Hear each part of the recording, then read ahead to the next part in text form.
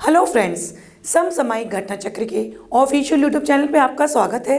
मैं वत्सला पांडे अपनी इकोनॉमिक्स की क्लास को आगे चलते हुए आज का नया टॉपिक स्टार्ट करती हूँ, कृषि। जैसे कि आपने देखा है कि कृषि हम अपने ज्योग्राफी के चैप्टर्स में पहले ही पढ़ चुके हैं। आपको सिर्फ यहाँ हम आपके साथ एक क्विक रिविजन करेंगे, जैसे कि आपका geography as well as economics दोनों कवर होगा। क्लियर? तो कृषि के बारे में हमने पढ़ चुके हैं। भारत में कितने प्रकार की 3 फसलें हैं? 3 प्रकार की फसलों की बुआई की जाती है। कौन कौन सी? रबी, प्रमुख रबी। इसकी बुआई कब होती है? बुआई का मतलब हम पहले ही बताए थे, इसका सोइंग पीरियड। कभी अगर क्वेश्चन आपसे एग्जाम में पूछा जाए कि रबी फसल का सोइंग पीरियड क्या है, तो कंफ्यूज मत होइएगा। सोइंग मतलब बुआई का समय। तो रबी फसल की बुआई का समय है अक्टूबर से नवंबर के बीच में इसकी बुआई होती है और कटाई होती है आपकी मार्च अप्रैल के बीच में। सबसे अच्छा एग्जाम्पल रबी फसल का आपका गेहूं, ठीक है, गेहूं हो गया, सरसों हो गया। गेहूं और सरसों की फसलों को मिक्स फसल भी कहते हैं। कैसे? क्योंकि गेहूं और सरसों की खेती एक साथ कर सकते हैं। गेहूं के खेत में ही सरसों की खेती की जाए तो इस प्रकार की कृषि को कहते हैं मिक्स्ड फार्मिंग। क्लियर? ओके। प्रमुख फसलें कौन कौन सी रबी की? गेहूं, जौ, चना, मटर, सरसों, मसूर, आलू इत्यादि। ये सारी क्या है? हमारी रबी की प्रमुख फसलें हैं। दूसरी कौन सी थी हमारी मुख्य फसल? खरीफ। खरीफ का सोइंग पीरियड या बुआई का समय कौन सा था? जून से जुलाई के बीच में। क्यों? क्योंकि इसे पानी की अत्यधिक आवश्यकता होती है। खरीफ की फसल में बुआई के समय पानी हमें ज़्यादा मात्रा में चाहिए रहता है। इसका कटाई का पीरियड क्या है आजकल का? अक्टूबर नवंबर का जो टेन्योर रहता है, टाइम पीरियड रहता है, उसमें यह खरीफ की फसल क्या होती है? इनकी कटाई की जाती है। एग्जाम्पल कौन कौन सी प्रमुख फसलें? चावल, ज्वार, बाजरा, मक्का, तिल, मूंगफली इत्यादि। ये क्या है? ये आपकी सारी खरीफ की फसलें हैं। इसके बारे में ज़्यादा डिटेल नहीं करूंगी क्योंकि हमने अपने ज्योग्राफी की क्लासेस में ऑलरेडी पढ़ चुके हैं। क्लियर? नेक्स्ट, तीसरी कौन सी मुख्य फसल थी? जायद। जायद में क्या था? इसकी बुआई का पीरियड मार्च से लेके जुलाई तक का इसकी पूरी फसल का टाइम रहता है। इसमें ये बोआ जाएगा, सोइंग पीरियड है, ये कटिंग पीरियड है। मार्च के समय में इसकी बुआई होती है, जुलाई के बीच में इसकी कटाई होती है। इस फसल को कहते क्या है ना, रबी और खरीफ दोनों की फसल का जो बीच का खाली समय है। अब देखिए इस समय क्या हो रहा है, हमारा खेत खाली है। क्यों? रबी की फसल की कटाई हो चुकी है, जुलाई में खरीफ की फसल की बुआई होनी है, लेकिन मार्च से जुलाई का जो टाइम रहता है, महीने टाइम है जो 4 महीने का, वो खाली का पीरियड है, खाली रहता है। उस समय हम खेत में जायद की फसलें बो देते हैं। क्लियर? इसकी प्रमुख फसलें कौन सी है? आपको गर्मी में खाने को मिलती है तरबूज, खरबूजा, ककड़ी, खीरा, भिंडी आदि और विभिन्न प्रकार की सब्जियां। ये क्या है? आपकी सारी जायद की फसलें हैं। क्लियर? अब देखिए मिट्टी के बारे में। मिट्टी भी हम ज्योग्राफी की क्लासेस में पढ़ चुके हैं, बहुत डिटेलिंग नहीं करेंगे। एक क्विक रिवीजन के लिए मैं आपको बता दे रही हूँ। दोमट या दोमट बनावट वाली मिट्टी अच्छी संरचना और मध्यम जल धारण करने की क्षमता रखती है। गेहूं के खेती के लिए आदर्श होती है। क्वेश्चन बन गया आपका, गेहूं की खेती के लिए कौन सी मिट्टी आदर्श होती है और क्यों? तो गेहूं की खेती के लिए दोमट मिट्टी सबसे अच्छी रहती है। क्यों? क्योंकि उसकी संरचना अच्छी रहती है, प्लस जल धारण करने की क्षमता। मिट्टी अपने अंदर जो जल होता है, वाटर होता है ना, उसमें होल्ड करने की कैपेसिटी रहती है। मिट्टी अपने अंदर जल समा के रखती है, जो कि गेहूं की खेती के लिए अत्यधिक उपयोगी है। तो आदर्श गेहूं की खेती के लिए कौन सी मिट्टी आदर्श रूप में पाई जाती है? दोमट की। ठीक। अब देखिए नकदी फसलें, इसके बारे में भी हम पढ़े हैं। This is your cash crops. नकदी फसलें सीधे खेत से काटिए और मार्केट में बेचिए। नो प्रोसेसिंग, बीच में कोई भी संस्करण नहीं होना है, प्रोसेसिंग नहीं होनी है। कैश फसलें क्या होती है? कैश क्रॉप्स के अंतर्गत गन्ना सीधे खेत से काटिए, शुगर मिल ले जाइए। क्लियर? कपास, कॉटन, जूट, तंबाकू, तिलहन फसलें वो होती है जिनसे हमें तेल की प्राप्ति होती है। ठीक है? जिनसे भी तेल मिलती है वो सारी फसलें हमारी तिलहन होती है। क्लियर? काली मिट्टी कपास की खेती के लिए अत्यधिक उपयुक्त होती है। तो क्वेश्चन आ सकता है, कपास की खेती के लिए कौन सी मिट्टी की उपयोगिता होती है? तो कपास की खेती के लिए काली मिट्टी सबसे उपयुक्त होती है। इसमें लोहा, चूना, कैल्शियम, पोटैश, एल्युमिनियम एवं मैग्नीशियम कार्बोनेट की अधिकता पाई जाती है तथा नाइट्रोजन, फास्फोरस और जैविक पदार्थों की कमी होती है। तो काली मिट्टी में क्या हो रहे हैं, जितने भी जैविक पदार्थ हैं, ठीक है, जैविक पदार्थों की कमी होती है और बाकी के ये जो पदार्थ हैं हमारे लोहा, चूना, calcium, potash, aluminium, magnesium carbonate, इनकी अधिकता होती है। ये सारी चीज़ें कपास की खेती के लिए उपयोगी है, उसमें पाई जाती है और इनकी कमी होती है। किसकी? नाइट्रोजन, फास्फोरस और ह्यूमस की। क्लियर? नेक्स्ट पॉइंट, काली मिट्टी किस राज्य में पाई जाती है? काली मिट्टी मुख्यतः महाराष्ट्र में पाई जाती है। देखिए, महाराष्ट्र में काली मिट्टी का व्यापक विस्तार है जो कपास की खेती के लिए सर्वाधिक उपयुक्त मानी गई है। कपास को ही महाराष्ट्र का श्वेत स्वर्ण, what is the white gold of Maharashtra. अब अगर बोला जाएगा, क्वेश्चन बन गया कि what is the name of the white gold of Maharashtra, Maharashtra का वाइट गोल्ड किसे कहा जाता है? तो महाराष्ट्र का वाइट गोल्ड हमारे कपास या कॉटन, रुई। क्लियर? तो white gold of Maharashtra is cotton. Clear? Jute Bharat में कपास के बाद एक महत्वपूर्ण नेचुरल फाइबर, ठीक है, प्राकृतिक फाइबर का मतलब हुआ नेचुरल फाइबर। तो जूट भारत में कपास के बाद सबसे ज़्यादा मैक्सिमम क्या है? कपास, नेचुरल फाइबर के रूप में। लेकिन कॉटन के बाद हमारा जूट जो है नेचुरल फाइबर है। व्यापार और उद्योग में कच्चे जूट एवं मेस्ता का बहुत महत्वपूर्ण स्थान है। किसमें? कच्चे जूट का और मेस्ता का, ठीक है, लेटेक्स आप सुने होंगे, जूट सुने हैं,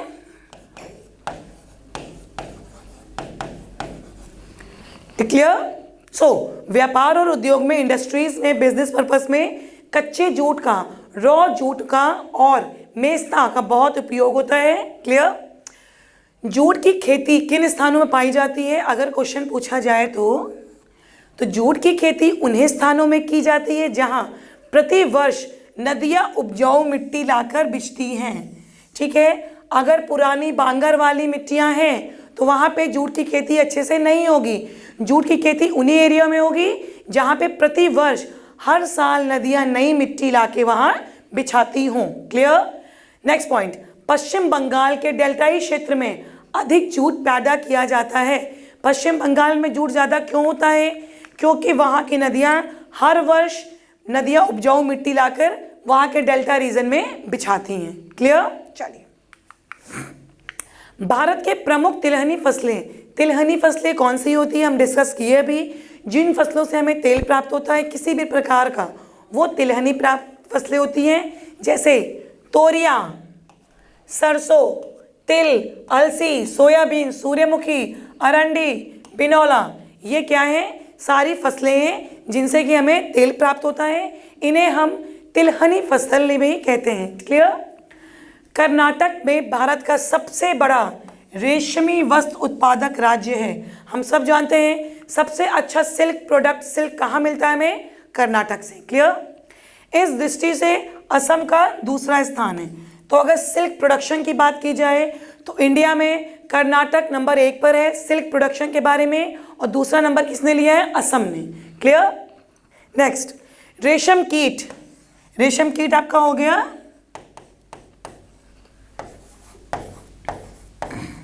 सिल्क वॉर्म हो गया। सिल्क वॉर्म का जीवन चक्र, लाइफ साइकिल, जीवन चक्र किसे कहते हैं? सिल्क वॉर्म का जो जीवन चक्र होता है ना, उसकी 4 स्टेजेस होती हैं। कौन कौन सी? अंडा, इल्ली, प्यूपा एंड शलभ। क्लियर? ये जो रेशम का कीट होता है आपका सिल्क वॉर्म, इसकी लाइफ में 4 साइकिल्स होती हैं। ठीक है, 4 स्टेजेस होते हैं। कौन कौन सी? पहला वो अंडे के रूप में आता है, फिर इल्ली, कैटरपिलर, प्यूपा और फिर शलभ। क्लियर? चलिए, दालें के बारे में हम पहले भी पढ़ चुके हैं कि भारत में सबसे ज़्यादा दालें कहाँ पाई जाती हैं? कोई बताएगा? हम पढ़ चुके हैं MP। दलहनी फसलें मध्य प्रदेश में सबसे ज़्यादा, अगर दाल के बारे में देखा जाए तो हमारे भारत में मध्य प्रदेश वहाँ सबसे ज़्यादा दालों का उत्पादन होती है। ठीक, कौन कौन सी दालें हैं देखिए, अरहर, चना, मूंग, उड़द, मसूर, खेसारी आदि अनाजों से प्राप्त होता है। यह अनाज दलहन कहलाता है क्योंकि इनसे हमें क्या प्राप्त हो रही हैं, दालें। क्लियर, तथा इनकी फसलों को दलहनी फसलें कहते हैं। जिन फसलों से दालें प्राप्त हुए वो फसल कौन सी हुई, दलहनी। क्लियर, अब आपसे पूछा जाए तिलहनी फसलें कौन सी है, दलहनी फसलें कौन सी है, तो कंफ्यूज नहीं होंगे अब आप। ओके, ये देखिए कुछ क्रांतियां हैं जो हमारे यहाँ आई हमारे देश में, और किस क्षेत्र से रिलेटेड है वो देखिए। हरित क्रांति हम पढ़ चुके हैं, खाद्यान्न से, श्वेत दूध से, पीली तिलहन से, ठीक है, तेल वगैरह सरसों वगैरह पीला होता है, पीली तिलहन से, नीली मत्स्य से, क्यों, मछलियां पानी में पाई जाती है, पानी किस रंग का होता है, ब्लू, अगर हम सीन वाइज देखा जाए। क्लियर, रजत सफेद, अंडे मुर्गी पालन से, लाल मांस हमारा टमाटर, देखिए लाल से दो है, एक मांस उत्पादन, दूसरा टमाटर। आपका मीट भी रेड कलर का होता है, टमाटर भी रेड होता है, तो मैं कलर आपसे इसलिए रिलेट करा रही हूँ कि आपको याद ना करना पड़े, दिमाग में सीधे स्विच होना चाहिए। क्लियर, रजत रेशा क्रांति, रजत मतलब वाइट, रेशा फाइबर, तो वाइट फाइबर कौन सा था हमारा, कॉटन। क्लियर, चलिए क्लियर हो गया। ओके, स्वर्ण रेशा, अभी वहां क्या था, श्वेत रेशा, व्हाइट फाइबर, यहाँ पे स्वर्ण रेशा, गोल्डन फाइबर, जूट। ठीक है, जूट आपने देखा होगा किस कलर का होता है, गोल्डन कलर का। नारियल आप छीलिए अगर छिलके वाला अंदर पानी वाला, तो उस ब्राउन कलर का होता है ना, बस गोल्डन, ये थोड़ा यूनिक है। फल एवं सब्जियां, ठीक है, गोल्डन क्रांति के अंतर्गत फल एवं सब्जियां का उत्पादन हुआ। भूरी, भूरी से आप समझ जाएंगे फर्टिलाइजर, गोबर खाद फर्टिलाइजर होते हैं ना, ब्राउन कलर। क्लियर, गोल क्रांति, आलू गोल। कृष्ण क्रांति, कृष्ण क्रांति से क्या हुआ, पेट्रोलियम उत्पाद, कृष्ण मतलब सांवला, श्याम, आप मान लीजिए पेट्रोलियम प्रोडक्ट। गुलाबी, गुलाबी से भी दो हुआ, प्याज और झींगा, प्याज भी गुलाबी और रंग का होता है और झींगा भी, झींगा मछली भी गुलाबी होती है। लाल क्रांति, टमाटर और मीट। क्लियर, चलिए ओके नेक्स्ट। राष्ट्रीय बागवानी बोर्ड की स्थापना कब हुई, राष्ट्रीय बागवानी बोर्ड की स्थापना 1984 में की गई। इसका मुख्यालय गुरुग्राम हरियाणा में है। ठीक है, क्वेश्चन पूछा जा सकता है कि राष्ट्रीय बागवानी बोर्ड की स्थापना किस वर्ष की गई, तो राष्ट्रीय बागवानी बोर्ड की स्थापना 1984 में की गई। इसका मुख्यालय गुरुग्राम हरियाणा में है। क्लियर, भारत में बागानी कृषि, प्लांटेशन क्रॉप्स के अंतर्गत कौन कौन सी चीज़ें उगाई जाती है, कौन कौन सी फसलें, तो बागान किसके होते हैं, अब गेहूं का बागान तो नहीं सुना होगा, आलू का बागान तो नहीं सुना होगा, तो बागानी फसलें अलग होती हैं जिन्हें हम प्लांटेशन क्रॉप कहते हैं। क्लियर, चाय, चाय का बागान आपने सुना होगा, कहवा, कॉफ़ी का, रबड़, एफ, नारियल, ये चार ऐसी फसलें हैं जिन्हें हम प्लांटेशन क्रॉप या बागानी फसलें भी कहते हैं। क्लियर, भारत में कहवा दो प्रकार की होती है, कॉफ़ी दो प्रकार की पाई जाती है, अरेबिका एंड रोबस्टा। ठीक है, भारत में दो प्रकार की कॉफ़ी पाई जाती है, अरेबिका एंड रोबस्टा। ठीक है, भारत में दो प्रकार की कॉफ़ी पाई गई, कौन कौन सी, अरेबिका एंड रोबस्टा। भारत में सबसे बड़ा चाय का उत्पादक राज्य कौन है, हम सब जानते हैं चाय किस राज्य में सबसे ज़्यादा होती है, असम में, सारे चाय के बागान असम में है, दार्जिलिंग। ठीक, क्षेत्रफल और उत्पादन दोनों ही दृष्टि से ये भारत का सबसे बड़ा चाय का उत्पादक राज्य है। कौन है, असम। क्लियर, भारत चाय का सबसे बड़ा उत्पादक तथा उपभोक्ता है। अब पूछा जाएगा विश्व में सबसे बड़ा चाय का उत्पादक देश कौन सा है, तो भारत, और उपभोक्ता भारत। उत्पादक मतलब जो प्रोड्यूस कर रहा है, अब कंफ्यूज नहीं होइएगा, प्रोड्यूसर, उत्पादक का मतलब होता है प्रोड्यूसर, ओके, उपभोक्ता कंज्यूमर। तो चाय के मामले में हम सबसे बड़े प्रोड्यूसर भी हैं, ठीक है, मैन्युफैक्चरर, प्रोड्यूसर को हम कह सकते हैं मैन्युफैक्चरर, और उपभोक्ता भी हैं, कंज्यूमर भी है। सबसे ज़्यादा हमारे यहाँ पैदा हो रही, सबसे ज़्यादा हम ही पी भी रहे हैं, ठीक है। खुद बनाओ खुद खाओ वाला काम है। ओके, नेक्स्ट पॉइंट, भारत का सबसे बड़ा रबड़ उत्पादक राज्य, बहुत इंपॉर्टेंट है क्वेश्चन, ठीक है, वेरी इंपॉर्टेंट, प्लीज नोट कीजिएगा। भारत का सबसे बड़ा रबड़ उत्पादक राज्य कौन है? केरल। क्लियर? चाय के मामले में असम, जूट के मामले में बंगाल, कॉफी के मामले में केरल, और कपास के मामले में महाराष्ट्र। ये चीज़ें आपको याद रखनी ही रखनी है, एग्जाम इसी से, इन्हीं सारे पॉइंट से इस तरह से ही पूछे जाते हैं। क्लियर? ओके। अर्नाकुलम, कोट्टयम, कोझिकोड एवं कोल्लम केरल के प्रमुख रबड़ उत्पादक जिले हैं। एर्नाकुलम में, कोट्टयम, कोझिकोड, कोल्लम, ये क्या है? ये केरल के 4 प्रमुख जिले हैं जहां सबसे ज़्यादा रबड़ का उत्पादन होता है। क्लियर? चलिए, नारियल का सबसे बड़ा उत्पादक कौन है? तमिलनाडु। ये सारे पॉइंट वाइज हैं, फटाफट पॉइंट आगे बढ़ रहे हैं तो आप कंफ्यूज मत होना, ये बहुत इंपॉर्टेंट है। मैं थोड़ा फास्ट इसलिए भी जा रही हूँ क्योंकि ये सारी चीज़ें हमने अपने ज्योग्राफी में पढ़ चुके हैं। आप पुरानी स्लाइड्स ओपन कीजिएगा, वीडियो ओपन कीजिएगा, ये सारी चीज़ें डिटेल में वहाँ दी गई हैं। क्लियर? ओके। संदर्भ में, इस संदर्भ में केरल का दूसरा एफ, कर्नाटक का तीसरा। कर्नाटक का पहला किस चीज़ में उत्पादक है? सबसे बड़ा उत्पादक किस चीज़ का है? सिल्क का है। दूसरे नंबर पर सिल्क उत्पादक असम। क्लियर? नारियल के मामले में तमिलनाडु नंबर 1 पर है, number 2 Kerala, number 3 Karnataka. Clear? Okay. देश में आम की लगभग 1000 प्रजातियां पाई जाती हैं।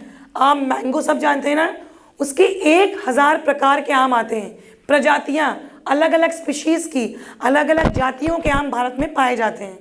परंतु व्यापारिक स्तर पे, कॉमर्शियल पर्पज से कौन कौन से आम हमने सुने होंगे? अल्फांसो सुना है, केसर, आम्रपाली, तोतापुरी, बनारसी लंगड़ा, हम लोग के यहाँ का दशहरी। क्लियर? ये सारी प्रमुख फसलें हैं, आम की जातियाँ हैं। वैसे देखी जाए तो भारत में आम की 1000 प्रजातियाँ हैं, लेकिन मुख्यतः कौन सी है? अल्फांसो। अब देखिए क्वेश्चन कैसे आएगा, ये 3 नाम दे दिए, एक नाम दे दिए आपका इल्लर, ठीक, अल्फांसो, केसर, आम्रपाली, इल्लर, इन चारों में से कौन सी आम की जाति नहीं है? तो आपको इन सारों के नाम आने चाहिए, प्रमुख जो ये 5 दिए हैं, तो आपको मालूम हो जाएगा कि इल्लर आम की जाति नहीं है, बाकी के 3 हैं। क्लियर? चलिए, आम की बीज रहित प्रजाति सिंधु है, बहुत इंपॉर्टेंट क्वेश्चन। आम की कौन सी जाति, किस जाति का आम में बीज नहीं पाया जाता है, बीज रहित होती है? तो आम की कौन सी जाति? सिंधु। सिंधु जाति का, जो सिंधु प्रकार का आम है, सिंधु जाति का, उस आम में बीज, गुठली नहीं पाई जाती है। हमारे बाकी ये सारे आमों में गुठलियां पाई जाती है। क्लियर? यह विश्व का एकमात्र बीज रहित प्रजाति है। पूरे विश्व में ये एकमात्र ऐसी आम की प्रजाति है जिसमें कि अब बीज नहीं पाया जा रहा है। कौन सा? सिंधु। क्लियर? आम की आम्रपाली किस्म भारत कृषि अनुसंधान संस्थान पूसा द्वारा वर्ष 1971 में दशहरी एवं नीलम के क्रॉस विकसित कर से पाई गई। कौन सी? आम्रपाली। देखिए, आम्रपाली जो आम की जाति है ना, ये नेचुरली नहीं आई, इसे क्या कराया गया? दशहरी आम और नीलम आम दोनों के बीच में क्रॉस कराया गया। ठीक है, दोनों में फर्टिलाइजेशन कराया गया, उससे क्या निकली? आम्रपाली नाम की प्रजाति। ये जो क्रॉस कराया गया एक्सपेरिमेंट कहाँ हुआ? भारतीय कृषि अनुसंधान संस्थान में। ये किस वर्ष? ये पूसा नहीं, दिस इज पूना। ठीक, तो आम्रपाली का जो संस्करण किया गया, क्रॉस कराया गया, ये भारतीय कृषि अनुसंधान संस्थान में कराया गया, पूना में। कब? 1971 में। कौन सी 2 जातियों से? दशहरी एवं नीलम के बीच में क्रॉस कराया गया, तो आम्रपाली नाम की नए किस्म का आम विकसित हुआ। क्लियर? क्वेश्चन पूछा जा सकता है कि आम्रपाली आम किन आम की 2 प्रजातियों से विकसित हुआ? तो आप बता दोगे। कहाँ हुआ, ऑब्वियस सी बात है किसी रिसर्च सेंटर में ही हुआ होगा। क्लियर। नेक्स्ट, दशहरी आम के उत्पादन में उत्तर प्रदेश अग्रणी है, हम जान गए। ठीक है, दशहरी हमारे यहाँ ही पाया जाता है, लखनऊ इसके लिए फेमस है। लखनऊ हो गया, और क्या नाम है, नाम नहीं याद आ रहा है, बताऊंगी आपको। लखनऊ के पास एक जगह मलिहाबाद, ओके, मलिहाबाद की आम सबसे ज़्यादा फेमस है यूपी में। और वैसे देखा जाए तो दशहरी हमारे लखनऊ यूपी में फेमस है, जो मुख्य रूप से, अच्छा ये लिखा भी है, मलिहाबादी क्षेत्र, ठीक है, लखनऊ के समीपवर्ती में ही उत्पादन किया जाता है। आई वॉज थिंकिंग, और यहाँ पे लिखा है, ठीक है। तो उत्तर प्रदेश में मलिहाबाद जो जगह है लखनऊ के पास में, वहाँ पे दशहरी आम का मुख्यतः उत्पादन होता है। केरल में कई प्रकार के मसालों की फसलें पाई जाती हैं। Kerala is famous for spices, okay. मसालों को क्या कहेंगे, स्पाइसेस, ठीक है।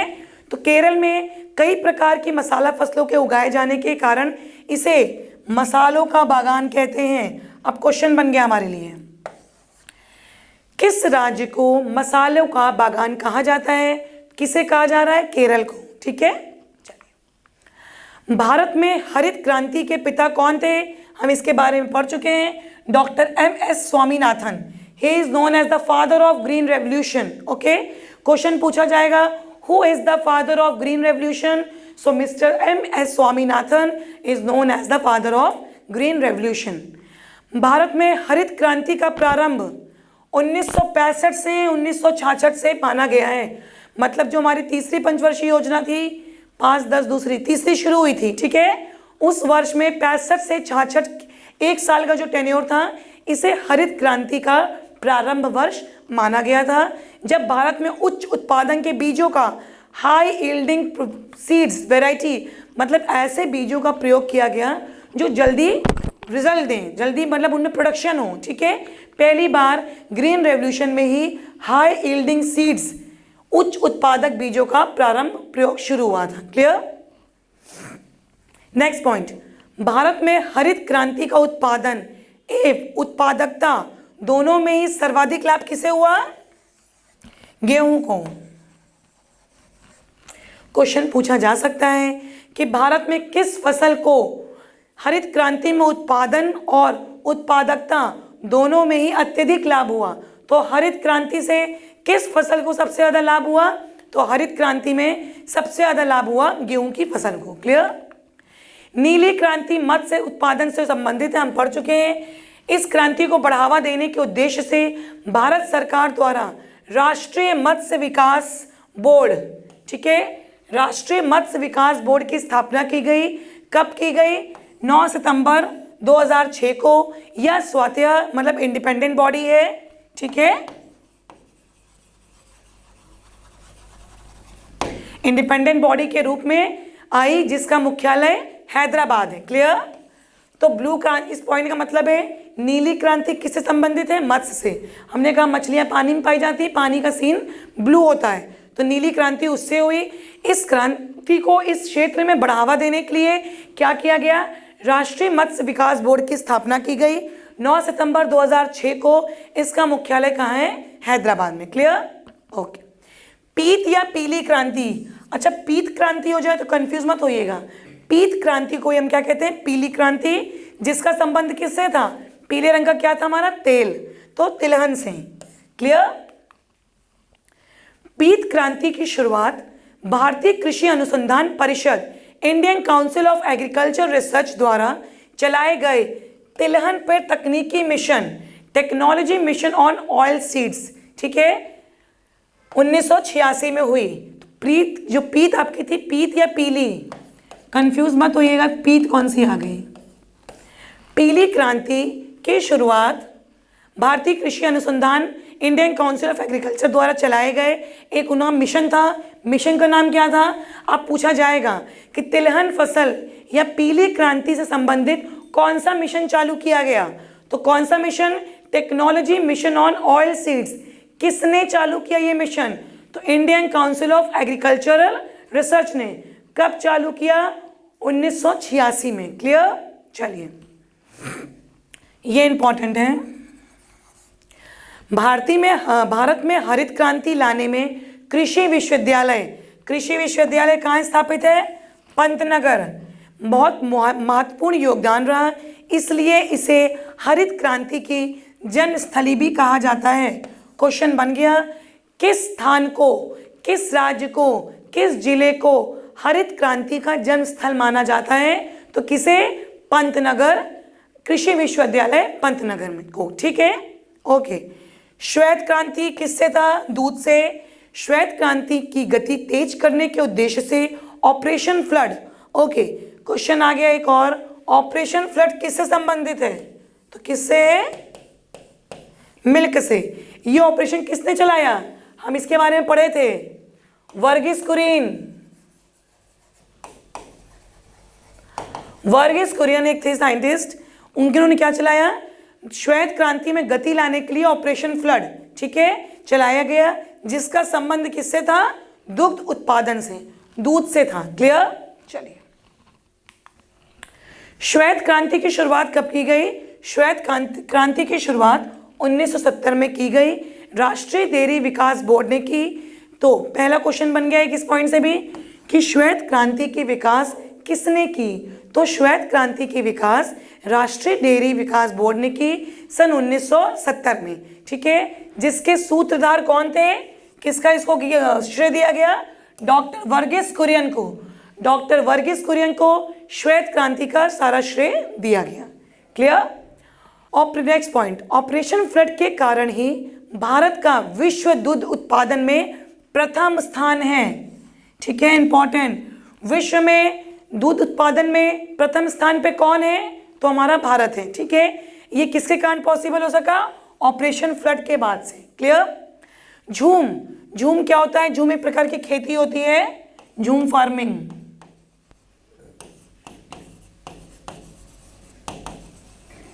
ओके, झूम एक स्थानांतरित कृषि है, शिफ्टिंग कल्टीवेशन है। ठीक है, जो जनजातियों द्वारा जंगल को साफ करके की जाती है। तो झूम क्या है? एक तरीके का शिफ्टिंग कल्टीवेशन है, आज यहाँ, कल वहाँ, परसों यहाँ, ऐसे अगले दिन वहाँ। ठीक है, तो इसे क्या कहते हैं? स्थानांतरित कृषि। स्थानांतरित कृषि क्यों कहा जा रहा है? कोई एक फिक्स जगह पे नहीं कि इतने एरिया में, इतने बीघे में या इतने बिस्वा में ये गेहूं उगाएंगे, हर अगले साल भी यही करेंगे, नहीं। ये क्या होता है? शिफ्ट होता रहता है, इसीलिए इसको क्या कहते हैं? शिफ्टिंग कल्टीवेशन, जो जनजातियों द्वारा जंगल को साफ करके की जाती है। क्लियर? झूम खेती मैक्सिमम कहाँ होती है? इसका रीजन, अब यहाँ यूपी में या अपने पूर्वांचल में झूम खेती नहीं पॉसिबल है। झूम खेती north east,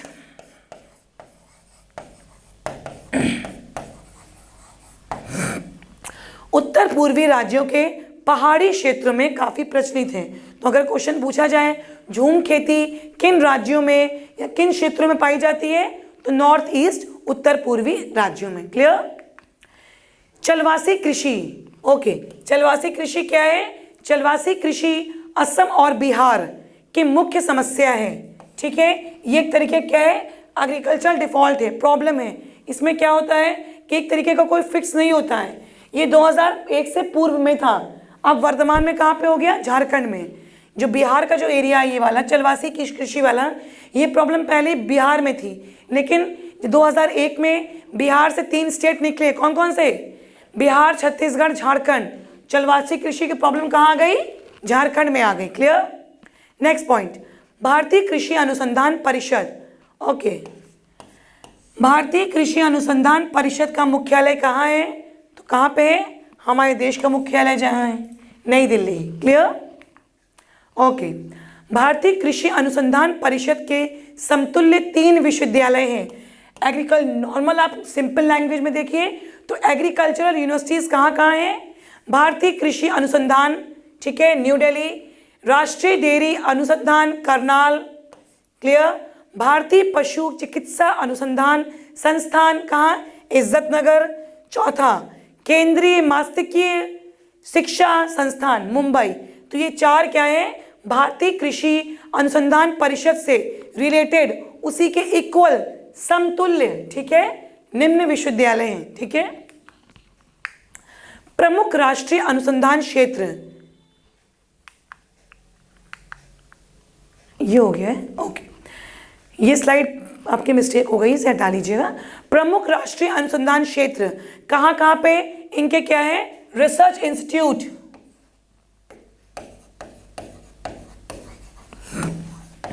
agricultural research institute. हाँ ठीक है, एग्रीकल्चरल लिख दे रही हूँ।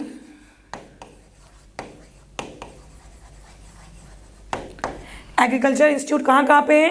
केंद्रीय चावल अब ये देखिए आपको मेन इसमें क्या करना है, ये सारी चीज़ें कहाँ हैं, किन शहरों में है, ठीक है। सबसे मेन चीज़ आपको इस पर यही याद रखना है, आपका यही पूछा जाना है। क्लियर? केंद्रीय चावल अनुसंधान संस्थान कहाँ है? कटक में। विवेकानंद पर्वतीय कृषि अनुसंधान संस्थान अल्मोड़ा। भारतीय दलहन अनुसंधान संस्थान कहाँ पे है? दलहनी वाली कहाँ पर है? कानपुर। पर्वतीय कृषि है तो अल्मोड़ा, ठीक है। चावल है कटक। केंद्रीय तंबाकू अनुसंधान संस्थान का है? राजामुद्री, आंध्रा। भारतीय गन्ना फेमस यूपी में, लखनऊ। क्लियर? गन्ना प्रजनन, ओके, गन्ना प्रजनन संस्थान का है? कोयम्बटूर। केंद्रीय कपास ऑब्वियस सी बात है, इन महाराष्ट्र। क्लियर? मैं आपको इसलिए इस तरह बता रही हूँ कि कौन सी चीज़ें किन राज्य में पाई जानी है, किन एरिया में पाई जा रही है, उसी से रिलेटेड उनका वो क्षेत्र इंस्टीट्यूट बना गया है। कटक में चावल ज़्यादा है तो कटक का केंद्रीय चावल अनुसंधान कहाँ है? अल्मोड़ा में। विवेकानंद पर्वतीय कृषि, अब पर्वतीय कृषि मतलब किसी पर्वतीय एरिया में तो होगी, समतल पे प्लेन में या डेजर्ट में तो होगी नहीं, तो विवेकानंद पर्वतीय कृषि कहाँ है? अल्मोड़ा। दलहनी कानपुर, ठीक है। तंबाकू राजामुद्री। गन्ना यूपी में होता है तो लखनऊ। प्रजनन क्षेत्र गन्ना प्रजनन संस्थान कोयम्बटूर। ये थोड़ा सा अलग है, ठीक है, इस पर ध्यान दीजिएगा। गन्ना सोच के यूपी के स्टेट मत लगा देना शहर। केंद्रीय कपास नागपुर, कपास मैक्सिमम महाराष्ट्र पाया जा रहा है तो नागपुर। क्लियर? केंद्रीय जूट, ओके, केंद्रीय जूट एवं संबद्ध रेशे मतलब जूट और उससे रिलेटेड जो रेशे हैं, इसका संस्थान कहाँ है? बैरकपुर। क्लियर? भारतीय चारागाह एवं चारा अनुसंधान झांसी, चारा मतलब जो गाय भैंसों वाला फूड रहता है, ठीक है, फॉडल्स। भारतीय चारागाह लिखा है। भारतीय चारागाह एवं चारा अनुसंधान संस्थान कहाँ है? झांसी। भारतीय बागवानी अनुसंधान प्लांटेशन क्रॉप्स बेंगलुरु। केंद्रीय उपोष्ण बागवानी, ये बहुत इंपॉर्टेंट है, केंद्रीय उपोष्ण बागवानी संस्थान लखनऊ। केंद्रीय शीतोष्ण, अब देखिए उपोष्ण गर्मी वाला आ गया तो लखनऊ, सेम चीज शीतोष्ण ठंडी कहाँ गया? श्रीनगर। क्लियर? शुष्क गर्म आ गया, राजस्थान चलें, बीकानेर, ठीक है। ये 3 एक तरीके के इंस्टीट्यूट हैं, लेकिन जिस एरिया में पाया जा रहा है उन्हीं से रिलेटेड है। उपोष्ण गर्म वाली जगह लखनऊ, शीतोष्ण वाली जगह श्रीनगर ठंडी, शुष्क वाली ड्राई राजस्थान बीकानेर। सब्जी अनुसंधान बनारस, सब्जी और फूल दोनों कहाँ पे? बनारस। आलू अनुसंधान, केंद्रीय आलू अनुसंधान संस्थान शिमला, कुफरी आलू। क्लियर?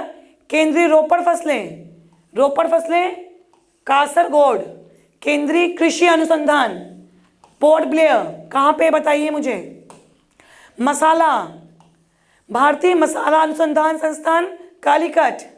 केंद्रीय मृदा एवं जल संरक्षण अनुसंधान एवं प्रशिक्षण संस्थान देहरादून। मृदा एवं जल संरक्षण, ठीक है, केंद्रीय मृदा एवं जल संरक्षण अनुसंधान एवं प्रशिक्षण संस्थान कहाँ पे है?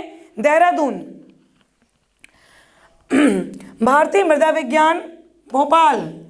केंद्रीय मृदा, देखिए भारतीय मृदा आया तो आपका भोपाल। केंद्रीय मृदा लवणता अनुसंधान संस्थान करनाल। केंद्रीय शुष्क भूमि अनुसंधान संस्थान हैदराबाद। आप कंफ्यूज नहीं होइएगा कि वहाँ उपोष्ण शीतोष्ण और शुष्क था तो हम राजस्थान चले गए, यहाँ पे अलग अलग जगह हैं, तो please don't get confused. Clear? Okay. केंद्रीय शुष्क क्षेत्र अनुसंधान संस्थान, अब देखिए शुष्क में आ गए राजस्थान जोधपुर।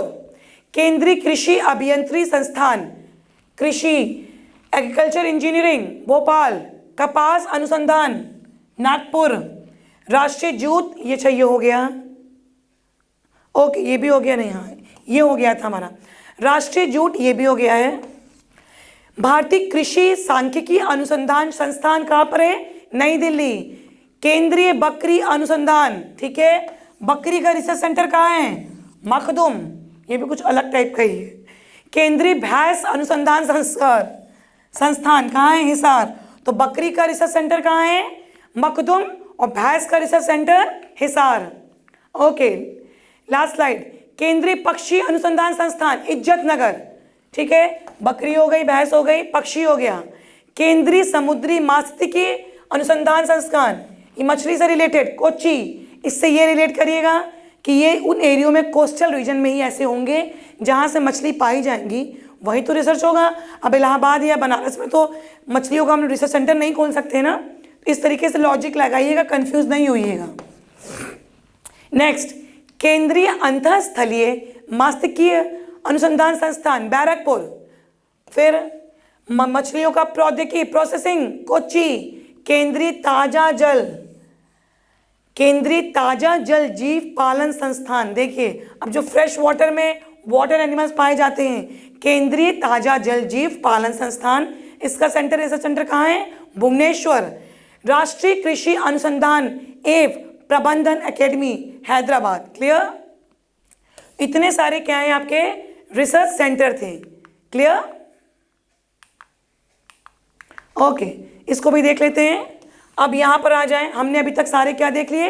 Research centres. अब देखिए प्रमुख राष्ट्रीय अनुसंधान क्षेत्र, ये अभी और बचे हुए हैं। राष्ट्रीय पादप जैव प्रौद्योगिकी अनुसंधान केंद्र, इसका हेडक्वार्टर कहाँ पाया जा रहा है? दिल्ली में। राष्ट्रीय कृषि के लिए उपयोगी कीट संसाधन ब्यूरो, ठीक है, जो कीट कृषि के लिए उपयोगी है उनके लिए क्या है? ब्यूरो बनाया गया है। कहाँ पर? बेंगलुरु। राष्ट्रीय लीची, अब लीची का भी रिसर्च सेंटर है। कहाँ? मुजफ्फरनगर, बिहार। बिहार में लीची मैक्सिमम, ज़्यादातर लीची कहाँ पाई जाती है? बिहार में। ओके राष्ट्रीय नींबू वर्गीय अनुसंधान नागपुर। राष्ट्रीय अंगूर, नींबू अंगूर फसल सारे आ जाएंगे फूल वाले। राष्ट्रीय अंगूर रिसर्च सेंटर पुणे। राष्ट्रीय केला रिसर्च सेंटर त्रिची। राष्ट्रीय बीज मसाला अनुसंधान केंद्र अजमेर। राष्ट्रीय अनार, लीची के बाद अनार आ गया। राष्ट्रीय अनार अनुसंधान केंद्र शोलापुर। राष्ट्रीय कृषि वानिकी अनुसंधान केंद्र झांसी। क्लियर? इससे आप बोर मत होइएगा, सिर्फ आपको मेन जो है ना उसे याद करने। क्लियर? राष्ट्रीय ऊंट अनुसंधान क्षेत्र, अब देखिए ऊंट कहाँ पाया जाता है? सफारी ऑफ डेजर्ट कहते हैं ना, तो ऑब्वियस सी बात है राजस्थान जाएगा, बीकानेर। क्लियर? राष्ट्रीय अश्व, घोड़ा, ऊंट हो गया, घोड़ा हो गया। राष्ट्रीय अश्व अनुसंधान केंद्र हिसार। राष्ट्रीय मांस अनुसंधान केंद्र हैदराबाद। राष्ट्रीय शूकर क्या है बताइएगा? राष्ट्रीय शूकर अनुसंधान केंद्र गुवाहाटी। तो ये आपके सारे रिसर्च सेंटर रहे। कहाँ पे ये सारे हो रहे हैं, कहाँ पे ये इस्टेब्लिश हैं, कहाँ पे पाई जा रहे हैं, कौन सी क्रांति किस फसलों से, किस उत्पादक से रिलेट करती है, ठीक है, कहाँ किसके रिसर्च सेंटर है, आपको आज की क्लास में मैंने बताया। कल की क्लास में नए टॉपिक से फिर स्टार्ट करेंगे। Thank you.